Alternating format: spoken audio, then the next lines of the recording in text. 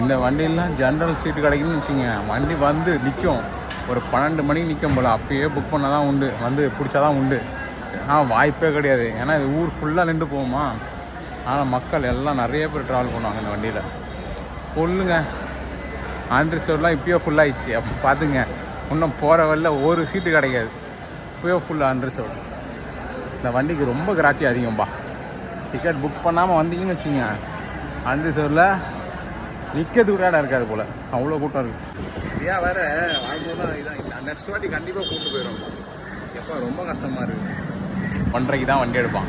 உள்ளே போய் உட்காந்துன்னு வச்சுங்க, செட்டாக ஜாலியாக எங்கள் வெளியே உட்காந்தோமா, சாப்பிட்டோமா, எல்லாத்தையும் எடுத்து வச்சுட்டு உள்ளே போய் ஜம்முன்னு உட்காந்துக்கலாம். போகலாம். அன்பு மனைவி பாருங்கள், அழகாக செஞ்சு கொடுத்தா தக்காளி ரைஸ், தக்காளி வித் எக் ரைஸ்.